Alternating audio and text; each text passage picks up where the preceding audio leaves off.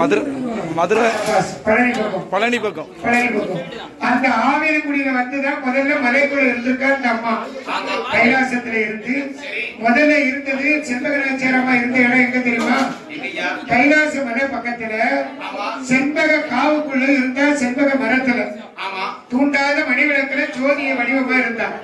சிவபெருமான் கைலாசத்துக்கு அழைச்சி ஆவினங்குடியில மலையை போய் நீ பாதுகாத்துட்டு அங்க போய் உட்காரு அப்படின்னு கைலாசத்துல இருந்து பழனி பக்கத்துல ஆவினங்குடி இப்ப ஒரு நாளை கூட்டு போயிடுறாங்க.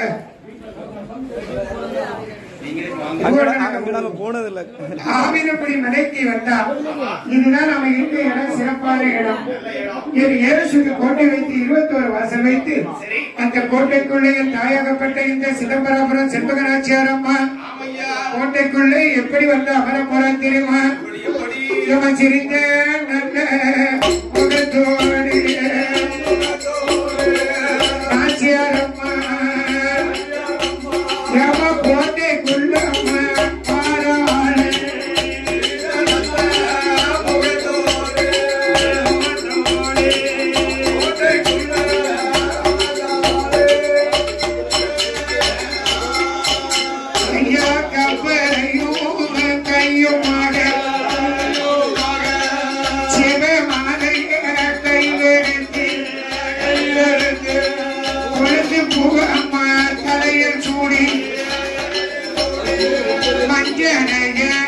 முகத்தில் பூசி அம்பிகையா நாச்சியாரம்மா ஆவினங்குடி கண்ணகிர யாரை சுற்றி கோட்டைக்குள்ள சிம்மாசனம் கண்ணகிர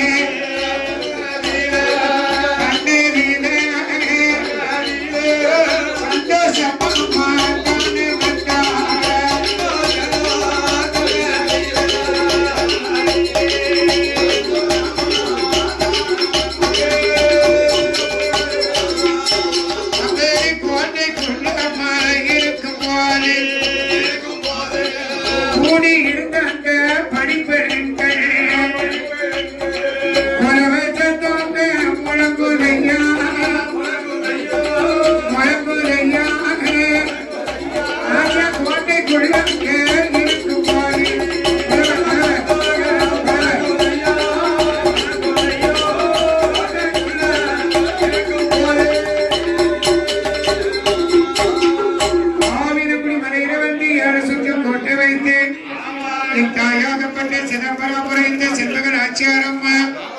கோட்டைக்குள்ளாக வந்து கிழக்கு முகமாக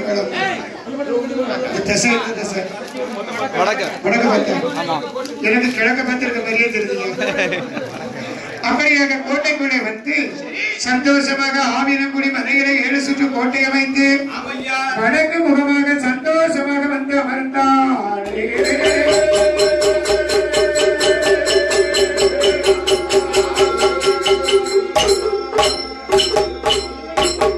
அப்படியே ஆவினங்குடியில வந்து தாயாகப்பட்ட இந்த செண்பகநாச்சியார் 7 சுற்று கோட்டை அமைத்து இருக்கின்ற போது இன்னொரு கதை அது உள்ள இருக்கு. அது என்ன கதை தெரியுமா? ஒரு அசுரனுடைய கதை. அந்த அசுரன் யார் தெரியுமா?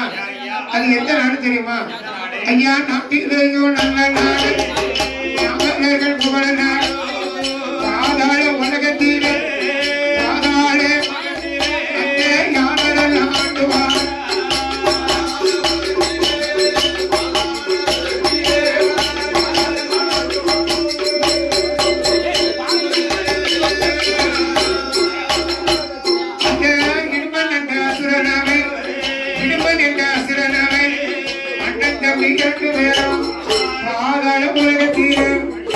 சுடனை ஆண்டுவார் ஆண்டு காலத்தீரன் திருமருக்கு இடுமிக்கின்றார். திருமருக்கும் கண்டாடு நடப்பதையும்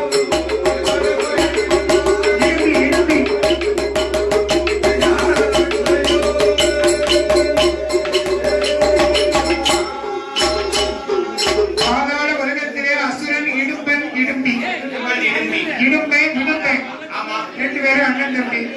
இடும்பனுக்கு இடும்பியை திருமணம் முடித்தார்கள். அப்படி இடும்பொரு இடும்பியை ஆண்டு வரும்போது கணவன் மனைவிக்குள்ள ஒரு பிரச்சனை. கணவன் மனைவின்னு சொன்னா பிரச்சனை வரத்தானே செய்யும். அந்த காலத்துல தாய்மார்கள் காலை நீட்டு உட்கார மாட்டாங்க. எதுக்கு காலை நீட்டி உட்கார மாட்டாங்க? கணவன் போன திசையை நோக்கி காலை நீட்டி உட்கார மாட்டாங்க. மாப்பிள்ளை இப்ப கிழக்க போயிருக்காருன்னா மேற்க போயிருக்காருன்னா, மாப்பிள்ளை தெற்க போயிருக்காருன்னா வடக்க போயிருக்காருன்னா, அப்படி காலை நீட்டினா மாப்பிள்ளைக்கு மரியாதை குறைஞ்சிருமா? சரி, தலைகளை சொல்லலாம். எதுக்கு தம்பி தெரியும்? அப்படி கணவன் போற திசையை நோக்கி காலை நின்றா அவர் மரியாதை குறைஞ்சதுன்னு அந்த காலத்துல நினைச்சாங்க. கணவன் நட்டமா நிற்கும் போது மனைவி கீழே உட்கார மாட்டாங்க. நீங்க பாத்திருப்பீங்க, பழைய போட்டோ எல்லாம் பாத்திருப்பீங்க. வீட்டுக்காரர் உட்கார்ந்து பாரு, நம்ம நட்டமா பின்னாடி நடந்தது பாத்தீங்களா? ஆனா இப்போ வீட்டுக்காரங்க சேர்ல கால் நேரம் கால் போட்டு உட்கார்ந்து இருக்கு. என் குரங்கு மாதிரி கீழே குத்து வச்சு உட்கார்ந்து இருக்கு. அப்படி என்பது இந்த காலம். ஆனா கணவன் மனைவி எப்படி இருக்க வேண்டும்? எப்படி? மாப்பிள்ளையுடைய பேரை சொல்ல மாட்டாங்க அந்த காலத்துல. மாப்பிள்ளை பேரை சொல்ல மாட்டாங்க. திருமணம் பேசி தாலி கட்டும்போது கூட மாப்பிள்ளை முகத்தை பெண்ணு பார்க்காது. அப்பவும் வெக்கமாட்டா இருக்குமா? 6 மாசம் மாப்பிள்ளை முகத்தை நேருக்கு நேர் பார்க்க மாட்டாங்க. சாப்பாடை வச்சுட்டு இங்க பாருங்க, சாப்பாடு இந்த பக்கம் இருக்கும், இப்படி திருப்பி சாப்பிட்டு போவீங்க. இவ்வளவுதான் சத்தம் வந்தது. ஆனா இப்ப பூ வச்ச நாளையிலே மாப்பிள்ளை ஒரு செல்போன் வாங்கி கொடுக்காரு. யாருக்கு? பெண்ணுக்கு. பேசுறாங்க விடிய விடிய பேசுறாங்க, விடிய பிறகு பேசுறாங்க. ஆனா சத்தம் மட்டும் வராது.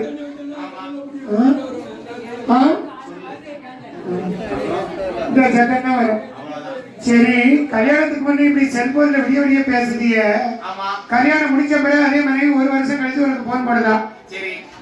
எப்படி பேசுவ? இப்ப பில்லுக்காரங்களுக்கு 3 நாள் ஆச்சு, எங்களுக்கு போன் வந்தா நாங்க என்ன செய்வோம்?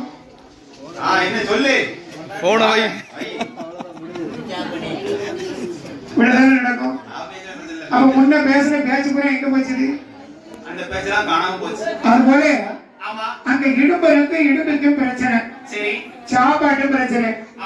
இடும்பரோட இடுப்பி கொஞ்சம் அதிகமா சாப்பிடுவான். சாப்பாடு கடற்கரை சொல்லி கணவரோட சண்டை போட்டு தன்னுடைய அம்மா வீட்டுக்கு போயிட்டான். உடனே பார்த்தா இடும்பருடைய தம்பி விடும்பை, அண்ணா மனைவியை நம்முடைய வீட்டுக்கு அழைச்சிட்டு வரணும்னு சொன்னா, உங்க வீட்டுக்காரமா அழைச்சிட்டு வரணும்னு சொன்னா நல்ல 7 வண்டி சாப்பாடு, எருமக்கடா கறி, காட்டில் இருக்கக்கூடிய சிங்கம் புலி கரடி அத்தனையும் சுட்டு நம்ம மனைவிக்கு கொண்டு கொடுத்தா சாப்பிட்டுட்டு நம்ம வீட்டுக்கு வந்துருவாங்க. எக்கடாக சொல்லி சாப்பாடு தாளிச்சாச்சு. சாப்பாடு எங்களை வா வான்னு கூப்பிடுது. பாயாசம் வர எங்களை வா வான்னு கூப்பிடுது.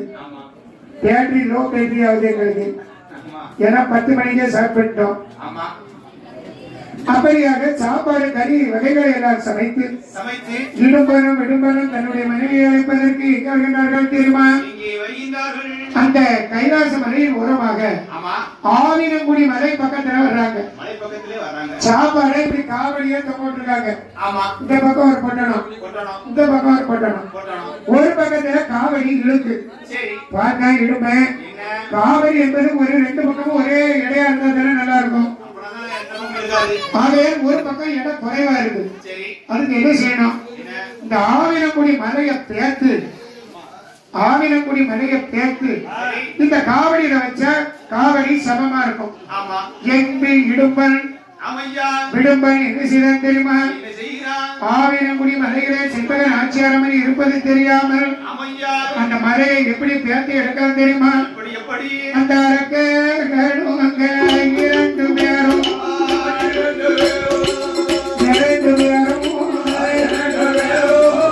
ஆவினங்குடி மலையை பேத்தாரே.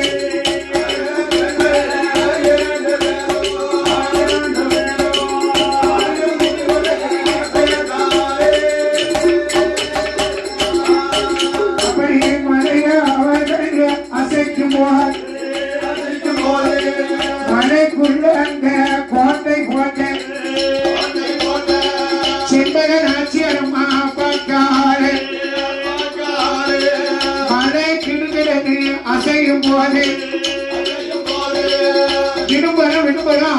ஆவினங்குடி மலையில செம்பகராட்சியரம்மா இருப்பது தெரியாம மலைய 2 பேரும் பேர்ந்து எடுத்தான். பார்த்தா செம்பகராட்சியரம்மா ஐயோ எந்த பையன் வந்து நம்ம இருக்க மலையெல்லாம் பேர்ந்து எடுக்கான்.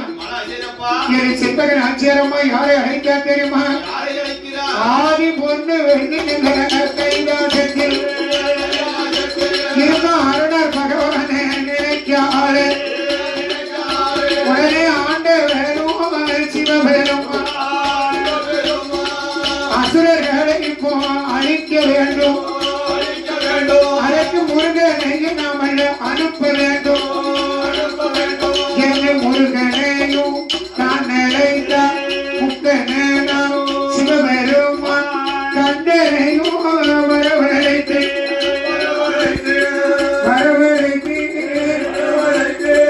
கரை கண்டனுக்கு யாதி சொல்லி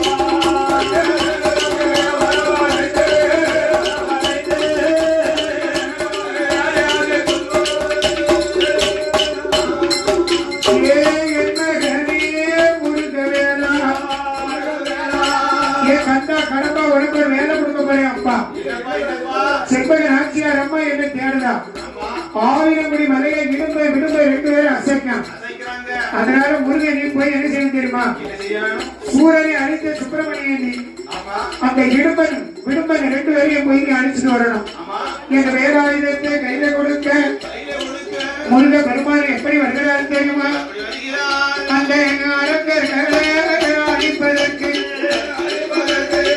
செந்தூர் பகுதியில் முருகன்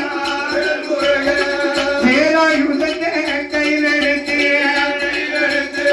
ஆவினம் புனித மலைகளிலே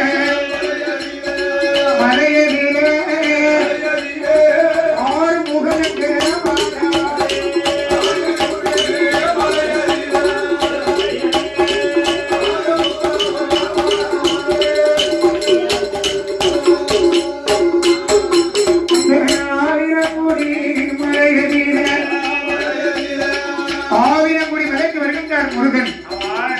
விடும்பனை பார்த்தாரு. விடும்பனை விடக்கூடாது. விடும்பன் பக்கத்தில் வந்து வேலாயுதத்தை கையில் எடுத்தவனுடைய மார்பினை ஓங்கி குத்தினார். விடும்பனை ஆண்டு மடித்தான். அவரை 2 துண்டாக்கினாரு. இடும்பன் பார்த்தான். இடும்பன் பயந்து முருகனுடைய பாதத்திலே விழுந்தான். அவனை ஒரு சாந்த முனிவராக ஆக்கினார். அப்படி முனிவராக ஆக்கி முருகன் கைலாசம் இறங்கி சென்றவுடனே செம்பகராட்சியரம்மா பார்த்தா இனிமே நாம இந்த ஆவினங்குடியிலே இருக்கக்கூடாது. நாம தமிழ்நாட்டுக்குள்ள ஒவ்வொரு இடத்திலையும் போயிருக்கணும். எங்க செம்பகராட்சியரம்மா எங்கே வருகிறார் தெரியுமா? இந்த ஆவினங்குடி தன்னை விட்டு கடைகளையும் நடத்தி கொண்டு நாம எங்கே போவோம் என்று செம்பகராட்சியாரோ ஈஸ்வர கைதெடுத்து அப்பறைய கைதெடுத்து